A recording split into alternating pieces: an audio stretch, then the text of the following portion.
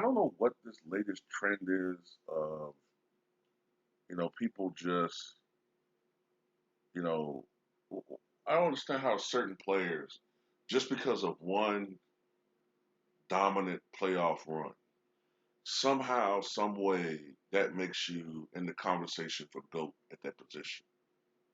You know, um, just because he's playing with LeBron James, this is the agenda that I'm talking about, man. So because he's playing with LeBron James, I'm assuming that's what it is.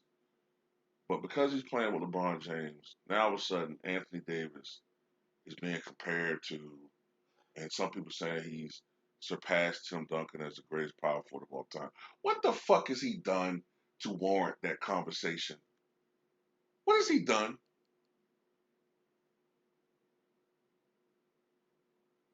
What has he done to warrant that? Somebody please fucking tell me this.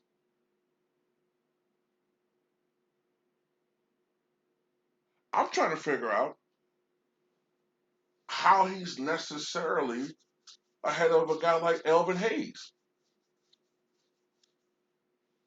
Elvin Hayes has scored more points, has far more rebounds, and he has a championship. And Elvin Hayes has been to two NBA finals. And Elvin Hayes went deeper in the playoffs. Now, he wasn't the most accurate guy. He wasn't the most, as far as his field percentage, he wasn't the greatest.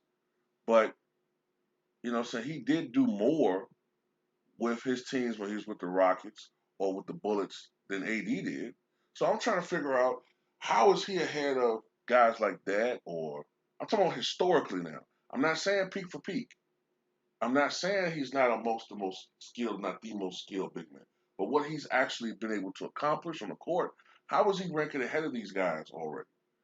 Right now, I don't have AD as a top 10 power forward. Not yet. If he wins another title, then I can, yeah, I'll be willing to look into that. But based on the video I saw him yesterday, man, I don't know, man. I I'm kind of looking at AD real side eyed now, man. AD is a weird dude. So I'm gonna say this is a really weird dude. But Tim Duncan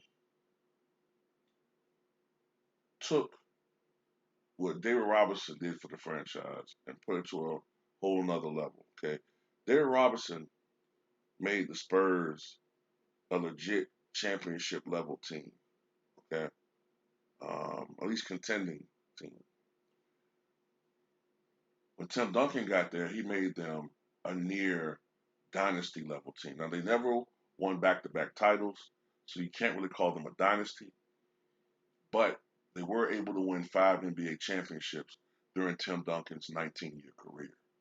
Okay, he is the main reason why the San Antonio Spurs, you know, created such a legion of fans, despite being a small market team. And I still maintain that if Tim Duncan wasn't so advanced in age in the 2013 NBA Finals, he scored 25 points in that Game 7 against the Miami Heat. If he didn't just really just completely run out of gas in the second half, San Antonio might have won that finals, and Tim might have 6 titles. And then we have to rank him even higher. Let's not forget, man. Okay, Davis was quicker. Davis is faster. Davis is more skilled, I guess, as a basketball player. He has more range. He's an outside shooter. Uh, but Tim Duncan is far better with his back to the basket. Tim Duncan, to me, um, was a better post defender, of course, obviously, a better rebounder, a better shot blocker. In my opinion, a better leader, even though he's a silent leader. Okay. And while he may have been boring to people who need to always have to have shiny objects shaking in front of them to stay alert. You know what I'm saying? Need to have an ass shaking in front of them to be alert. You know, need to have, you know, whatever. Like, some people, they can't appreciate things for what they are. They have to be constantly entertained and wild. But Tim Duncan was the shit. Okay, it's a reason why he's considered the GOAT at that position. Remember, he won back-to-back league MVPs, 2002, 2003. This is a league that had a prime Shaquille O'Neal. This is a league that had a prime Chris Webber, a prime Kevin Garnett, okay, an emerging Dirk Nowitzki, okay. This is a league that had prime Vince Carter, prime Allen Iverson, prime Tracy McGrady, prime Ray Allen. Michael Jordan even came back with the Wizards. You had Rasheed Wallace, you know. Um, I mean, this was an NBA that was loaded with talent. You had Jason Kidd, you had Stephon Marbury, you had Steve Francis, you had Jason Williams. You know what I'm saying?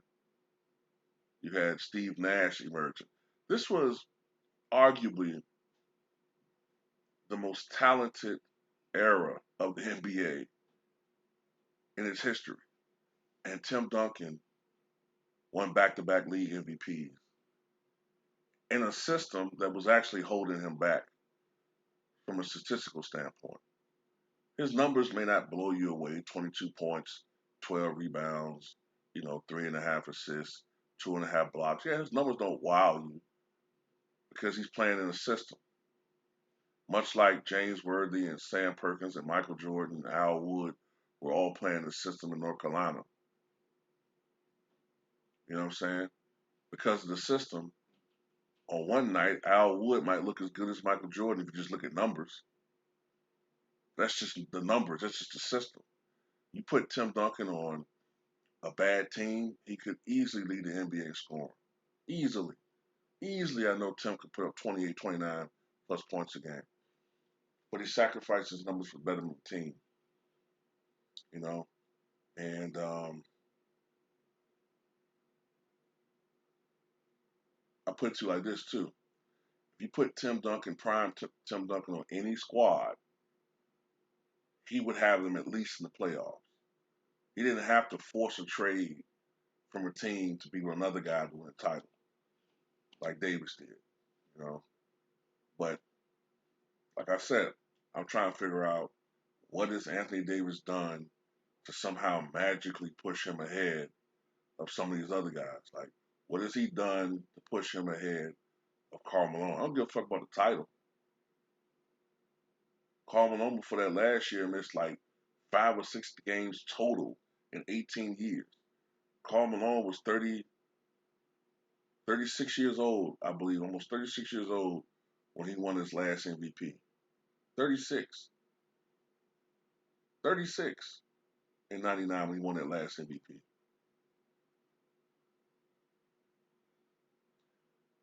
Karl Malone's Utah Jazz is the only team other than the Rockets in the Western Conference to repeat in the finals in the 90s.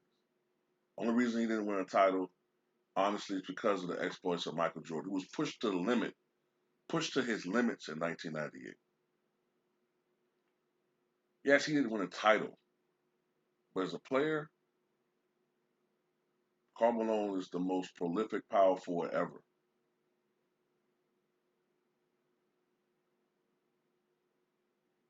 I wouldn't put Davis ahead of, as a playoff performer, I wouldn't put Davis ahead of Charles Barkley. Charles Barkley used to will his teams to victory. Did Charles have bad games? Absolutely. Every big will have a bad game. You know, we saw Davis have a game we only had 2 rebounds. We've seen many games we only had 4 points in the first 3 quarters. So, everybody has bad games, but when it counted, more often than not, Charles Barkley produced. Even when Charles Barkley was at the end of his career, fat on one leg, he still was putting up 23 points and 13 rebounds a game against the Lakers in the '99 playoffs, for instance, when he was 36 years old. The 44 points and 24 rebounds he put up against the Sonics, Game 7 of 93 Western Conference Finals. Why would we put Davis ahead of Kevin Garnett, who is basically the only reason why the Minnesota Timberwolves weren't totally awful in the late 90s into the 2000s. Guy never really played with anybody around him, talent wise, except for maybe a couple of years. You know, he's the only reason why that franchise was relevant. He's the only reason why Paul Pierce has a ring. How is he? Is Anthony Davis ahead of him? How is Anthony Davis, from a historical perspective, ahead of Dirk Nowitzki?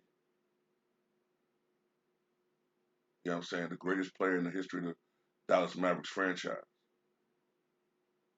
And we will all remember that magical run that Dallas team went on in 2011. Wasn't all just AD. You know, excuse me, it wasn't all just Dirk Nowitzki that year. You know, we tend to remember it like it's just him, but that was a great all-around team effort. But he was a cornerstone. And for that matter, I'll even say this: how how from a historical standpoint are we ready to put him over guys like shit, Elvin Hayes?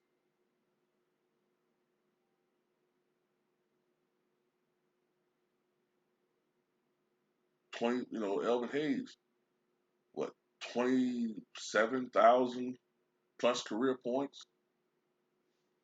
I think over what 12, 13,000 rebounds. NBA championship in 1978, two NBA Finals appearances, 78 to 79. Even when he was on mediocre teams, Elvin Hayes did more with his teams than AD did. Remember, AD couldn't even get the first round. Now all of a sudden you want to say he's the GOAT? Come on, man. Seriously, it's ridiculous. It's ridiculous I'm even doing this fucking video, to be honest with you. Damn, let this man accomplish something first before you make these outlandish videos. Then there's always the ubiquitous response or the ubiquitous rebuttal whenever you make common sense videos, when you use common sense logic. Oh, yeah, he just hating on the brother. But you never look at it like you hating on Tim Duncan, do you? You stupid ass, dumb ass, illiterate ass fucking pieces of shit. But I'm done.